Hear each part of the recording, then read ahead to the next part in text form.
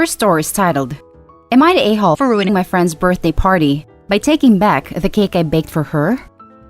My friend is quirky. She was never diagnosed with anything, but she is very clueless sometimes. I have had to spell things out for her a lot. A few months back, she borrowed a dress of mine. I really loved that dress. There isn't any sentimental value, but I got it when we were on vacation a few years ago. She also loved that dress, and one day just transferred the money to my account and told me that she was keeping the dress.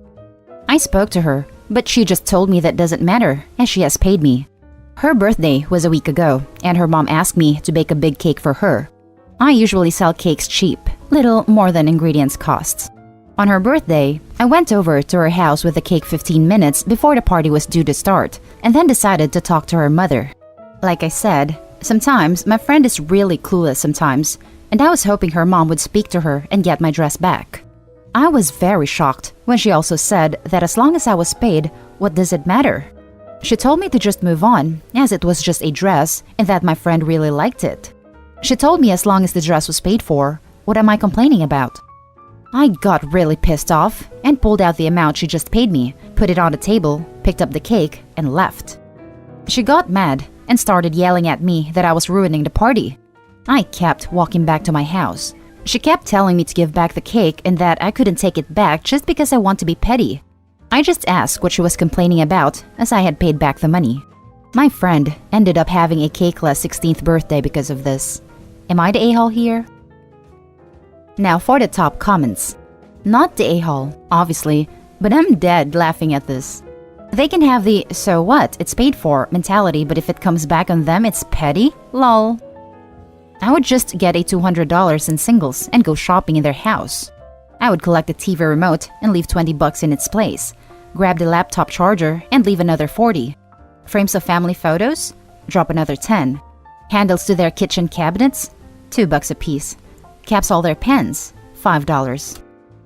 Not the a-hole, but you should have just stolen the dress back while at the party and Venmo'd her money back to her. Now you have no friend and no dress. She never really had a friend, but if she and her parents involve the law, she'll get the dress back. At this level, it doesn't even have to involve the courts. Her mother can simply go over there and ask an officer to accompany them to retrieve the dress. I'm betting Little Miss Thief's mom would back down at that point. It was not for sale. It cannot be replaced. End of discussion. She did not have a cakeless party. They just have to go to the store. Not the a-hole. You were openly disrespected and stuck up for yourself. A sheet cake already made cost about $30 to $40. They could have gone and gotten one. Now for the next story. Update. Would I be the a-hole if I tell my fiance he cannot use my saving for his student debt? Original story. Some background info.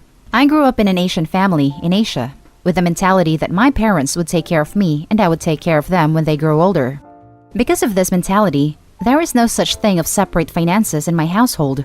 My fiance grew up in an Asian family in America and doesn't really have such mentality growing up. Last night, I was going over my bank statement and my fiance accidentally saw the amount of money I have in my saving.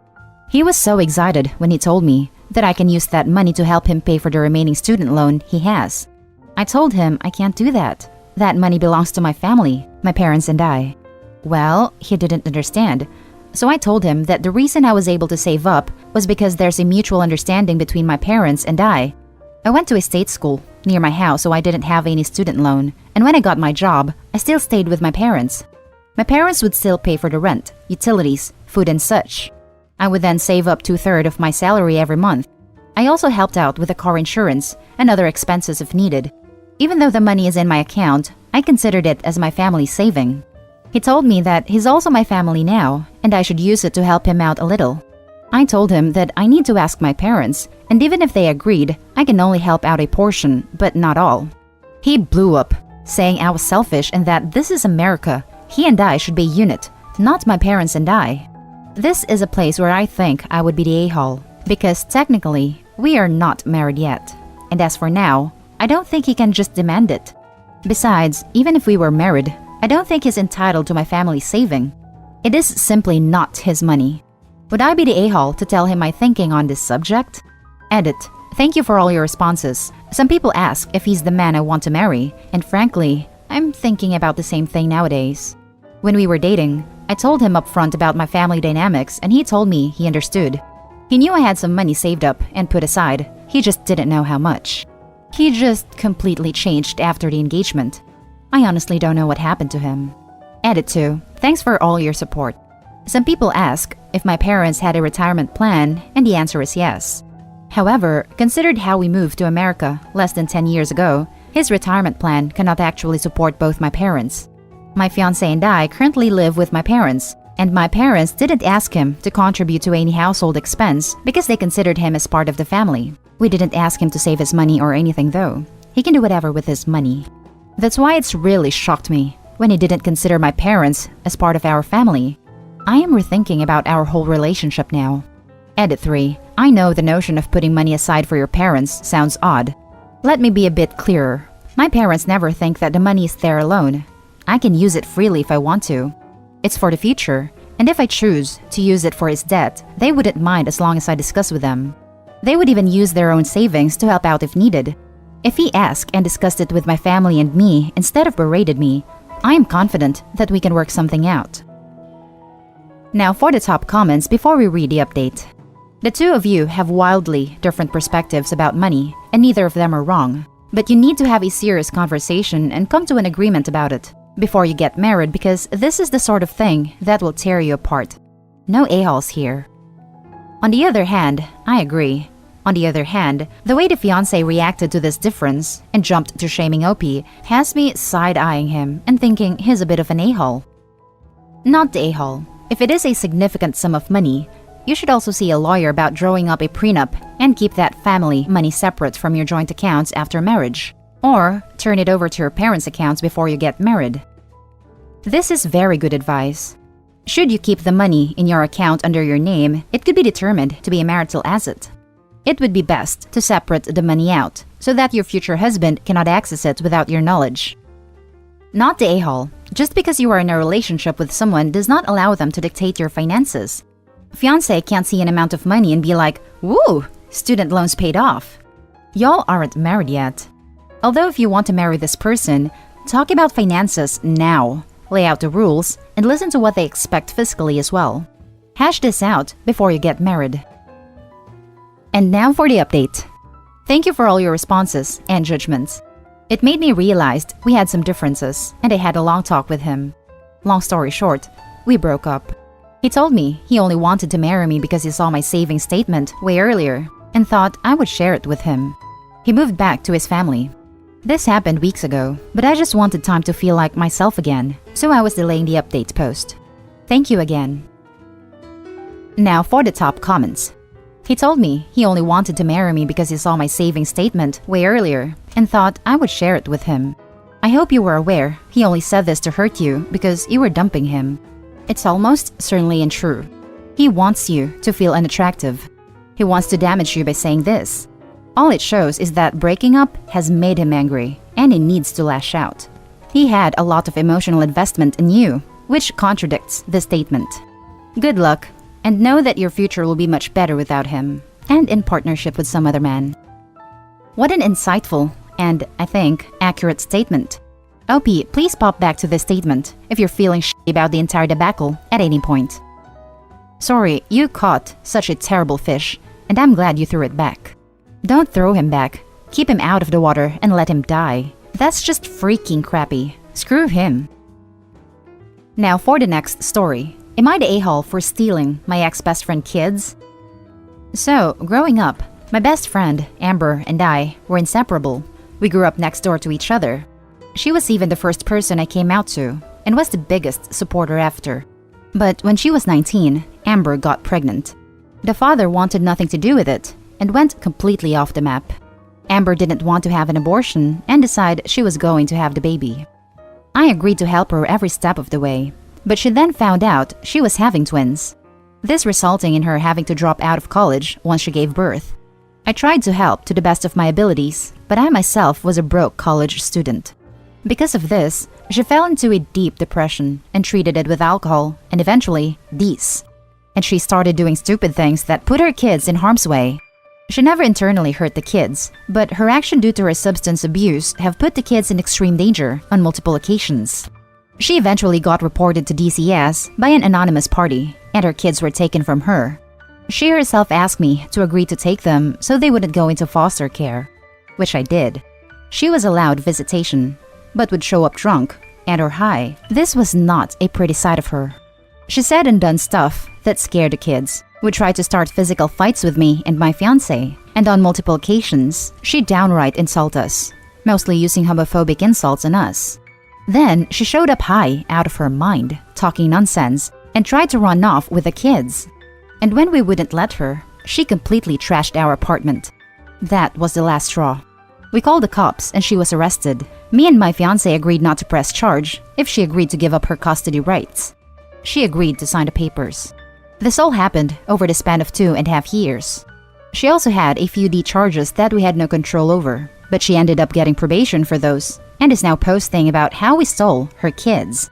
She's still a heavy user and has completely converted to homophobia. She tells people we are corrupting her children with our relationship. Now, here's the part that might make me the a-hole. I was the anonymous reporter. I reported her in the first place. I never thought she'd lose her kids, as I wasn't aware of how bad she was in the whole of her substance use. I was just hoping the visits might get her to straighten up her act. So, am I the a-hole for stealing my ex-best friend's kids? Now for the top comments.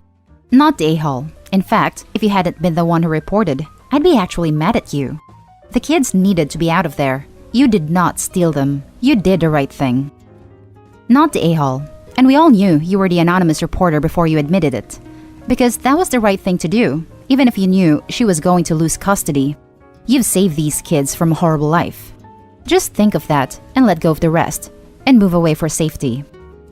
Not the a-hole. Those children take priority over the dangerous habits of their so-called mother. You reported her, and that's good. There are some people who are more dangerous to their kids than beneficial, and you did the right thing. She can tell people whatever she wants. Those kids are safe with you and your fiancé. Exactly. Besides, anyone who knows the egg donor knows she's on D's and knows why she lost her kids. Her friends are also on D's, and whose opinions don't matter. Now for the last story. Am I the a-hole for kicking my sister out of her own home in the middle of the pandemic? My sister leeches off of our parents. That's how it always was. She's almost 34, never even had a job. My parents passed away a few months ago and left me the house and assets. They left her about $55,000, which is 60% of what they had. I got the rest. I think I might be the a-hole here. Parents told me that when they pass, they will leave me the house, plus a few extras, because unlike my sister, who simply refuses to work, I have my own job, apartment, and I'm going to be engaged soon. My sister always told me that I will go to hell because I'm a homosexual man. Why I don't consider her my sister. So, when I did get the house, I told her she has 3 months to move out, and even though I didn't have to, legally, I served her the papers. I told her she has plenty of money to get a nice place. Well, 3 months pass, and what does she tell me? She can't leave. She has to save. She spent $10,000 of her inheritance. How does one spend so much in 3 months? Well, I made her leave there and then, and now she is staying at her friend's house.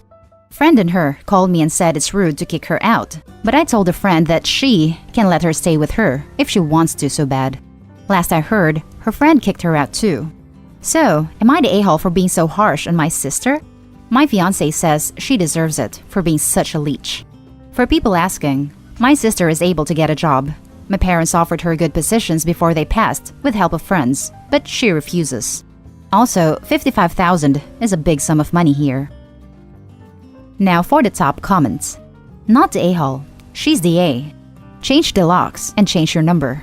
Cut her out of your life completely. I changed my locks the day she left because I don't trust that she only had one spare. I also installed cameras. Not the a-hole. Don't bite the hand that feeds you. It's clear her friend also noticed how much of a leech she was and kicked her out because of that. Also, congrats on the almost engagement. If the sister never had a job, she probably never expected to be kicked out of the house. Either way, she's almost 35 years old and she is basically a leech to the people around her. They got mad at OP for kicking her and out initially, Now they kicked her out as well. Luckily, she has $55,000 that she could use to get a decent place in their life on track. And that's the end of this video, folks. As always, leave a comment and hit like and subscribe. And if you want more of this content, turn your notification on to get updated on the latest videos. And I'll catch you in the next one. Stay safe.